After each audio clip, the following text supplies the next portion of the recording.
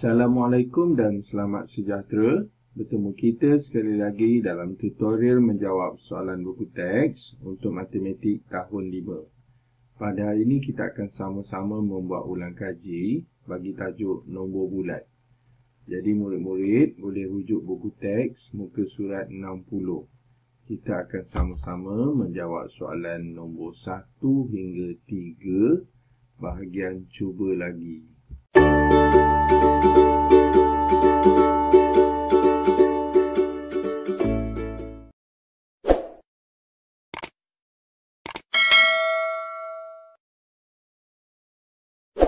Soalan 1, tulis nombor dalam angka atau perkataan. Jadi kata kunci kat sini iaitu angka atau perkataan. Untuk soalan A hingga B, kita akan tulis dalam bentuk perkataan. Manakala soalan D dan E, kita akan tulis dalam bentuk nombor. Okay, jadi kita jawab dahulu soalan A. Sekejap Okey. Kita kena baca dulu nombor tu. Okey. 125,098. Jadi kita tulis dulu 125,098. Okey, itu saja jawapan untuk soalan A. Okay, seterusnya soalan B. 640,203.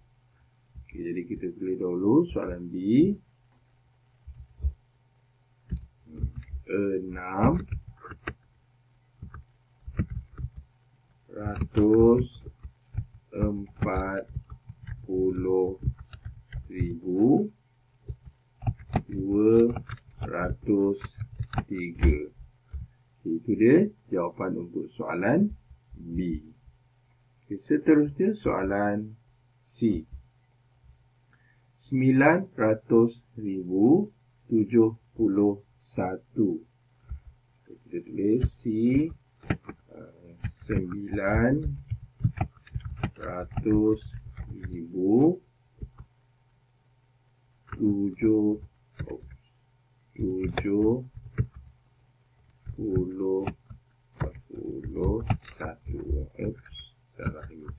Okey, itulah dia jawapan untuk soalan C. Okey, untuk soalan D kita akan tulis dalam bentuk angka. Okey, kita baca dahulu soalan ni. 406,081. Jadi kita tulis soalan D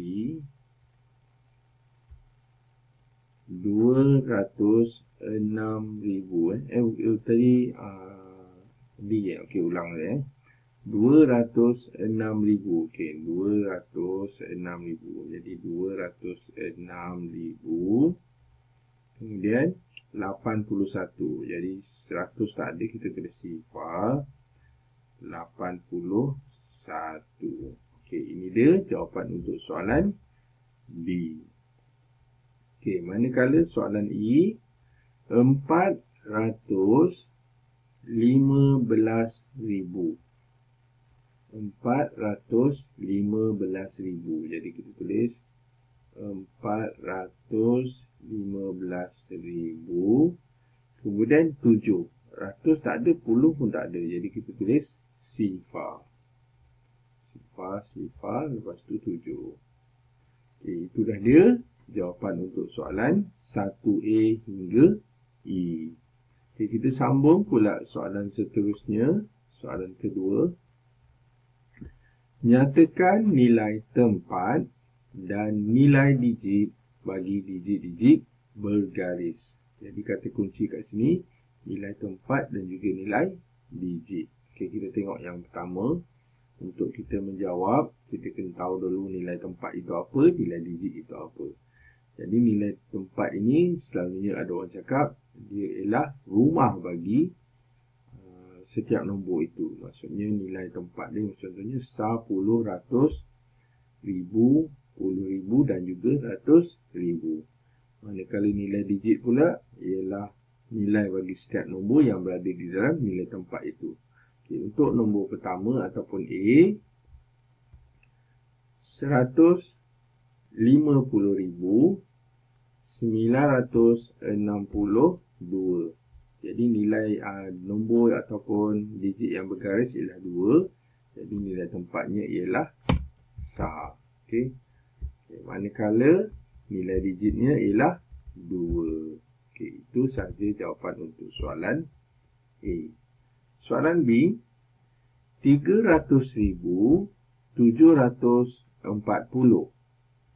300,700. Jadi yang bergaris itu 7. Jadi kita dah sebut tadi ratus. Jadi kita akan tulis ratus. Okey. Manakala nilai digitnya ialah nombor itu sendiri 7, kemudian dibaca ratus, jadi kita tulis dalam angka. Okey. Jadi tulis 700. Okey. Nak menjawab nilai digit ni kita kena tengok nilai tempat itu saja. Okey. Seterusnya nilai tempat yang C, 410,203. Okey.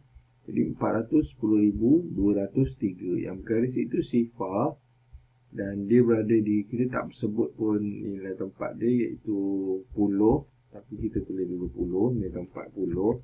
Cuma bila kita nak tulis nilai digit, bila kita tak sebut, kita tulis sifar. Okey.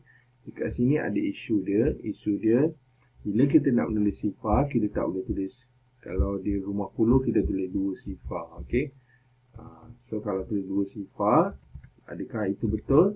Okay, jawapan dia tak betul. So, cikgu nak remind ataupun ingatkan awak. Jadi, jangan tulis macam ni. Okay? Macam ni salah. Yang betul ialah 1 saja sifar. Okay, seterusnya soalan D. Yang bergaris itu 3. Jadi, kita baca dahulu. Okay? 703,185. Jadi yang bergaris itu 3 tadi kita sebut ribu. 703,000. Jadi nilai tempatnya ialah 1000. Okay. Nilai digit kita sebut tadi 3000. Jadi kita tulis 3000. 3000. Okay, itulah dia jawapan untuk soalan B. Soalan seterusnya E, yang bergaris itu digit 8. Jadi kita baca 586. Nampak kita sebut 86, tapi dia ialah 1000. Jadi 586,749. Kita sebut tadi 6. Jadi ini bermaksud 10,000 lah, sebab dia berada di sebelah ni yang apa selepas ribu tu, so dia akan kita panggil sebagai 10,000. Jadi kita tulis 10,000. Manakala nilai digit dia, oleh kerana yang bergaris itu 8, jadi kita tulis 8. Manakala nilai tempat dia 10,000, jadi kita tulis 10,000. Macam ni. Okey. Okey, seterusnya soalan F. 982,060. Kita sebut tadi 900. Jadi di dalam kumpulan ribu, jadi kita tulis ratus ribu. Manakala nilai digit ialah kita tulis 9, kemudian ada ratus ribu. So 900,000. Okay, itulah dia jawapan untuk soalan kedua, iaitu 2A hingga 2F. Okey, soalan seterusnya, soalan ketiga. Lengkapkan. Okey, maksudnya kat sini, ini soalan cerakin. Pilih cerakin daripada satu nombor yang penuh diasing-asingkan. Jadi apa yang kita perlu buat, kita cuma semak saja. Macam mana kena nak semak? Cuma kita kena, macam mana? kita tandakan, okey. Kita kena sebut nombor itu dahulu, okey. Kita tengok. 260,192. Jadi kita tengok nombor tu 200 ni, 2 ni 200,000. Kita semak saja ada atau tidak, okey. Jadi 200,000 okey ada. Kemudian 60,000 ada. Kemudian 100 ada. Okey, yang 9 ni tak ada, 2 ni tak ada. Jadi 9 tu ialah 90. Manakala 2 tu 2 lah. Jadi oleh kerana cikgu ada ruang kat sini, jadi cikgu boleh tulis kat sini. So dia tambah 90 dan tambah 2. Okay, soalan seterusnya. Okay, kali ini jawapan tidak diberi. Cuma disebut 80 tambah 500,000 tambah 700. Jadi untuk mendapatkan nombor di depan, kita cuma buat bentuk lazim saja. Okey, setengah orang dia boleh terus jawab 500,780. Tapi untuk semakkan betul-betul, jadi tak salah untuk kita tulis. Kita buat 500,000. Kemudian ada 700. Kemudian ada 80. Okey, kemudian kita tambahkan.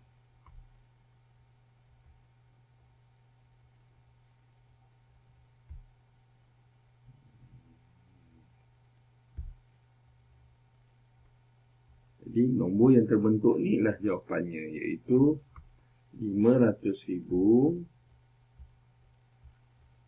780. Jadi cikgu tak ada ruang kat sini. So ini jawapan dia.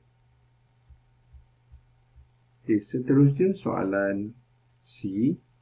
Kita ini cerakin juga, tapi dalam bentuk cerakin mengikut nilai tempat. Okay, yang pertama tadi cerakin ikut nilai digit sebab dia ada nombor angka penuh. Kalau ni digabungkan nombor dan juga nilai tempat. Okay, kita baca dulu nombor. 813,608. Okay, jadi kita baca dahulu nombor tu dan kita semak. 10,000 okey ada. 800 tu tak ada, okey. So cikgu garis kat sini. 800,000 tu tak ada. 10,000 ada. 3,000 ada. Kemudian 6 tak ada. So 600 lah. 600 tak ada, cikgu garis. Kemudian 8 star. Okey, ada satu lagi sebenarnya ni kita tak boleh tulis pun tak apa. Tapi kalau kita nak tulis, kita akan tulis sifar puluh. Okay, jadi ada 3 kotak kosong tu. Jawapannya kita tulis kat sini. Okay, kita tulis yang pertama 800,000. Okay, so tulis 800,000. Kemudian 600. Okey, 600. Manakala yang terakhir sifar puluh. Sifar puluh. Nampak kat bawah ni pun dia tulis. Okey, seterusnya. Okey, dia dah cerakin, maka nombor yang terakhir kita tak tahu. Seperti soalan B tadi, apa yang kita boleh buat? Kita akan buat bentuk lazim. Okay? Jadi 5 sar 30,000 tambah 700,000 tambah sifar ratus tambah 2,000 dan sifar puluh. Jadi kita tulis saja nombor itu. Okay, 5 sar, kita tulis 5 dulu.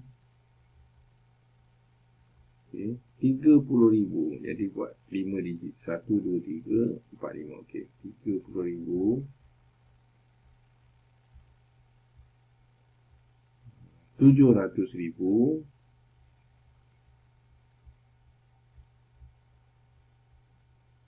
Sifar ratus tak boleh tulis.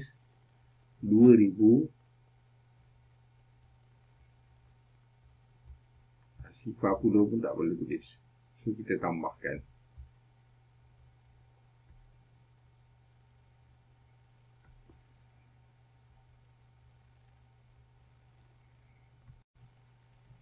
Jadi kita tulis 5 sifar tambah 2 3 7. Jadi inilah nombor yang terbentuk, iaitu 732,005. Jadi itu saja latihan kita pada hari ini atau ulang kaji kita pada hari ini untuk nombor 1 hingga nombor 3. Yang baik itu daripada Allah SWT, manakala yang tak baik itu adalah daripada kelemahan dan juga kekurangan cikgu sendiri, dan cikgu minta maaf. Jadi sekian daripada cikgu. Terima kasih dan jumpa lagi.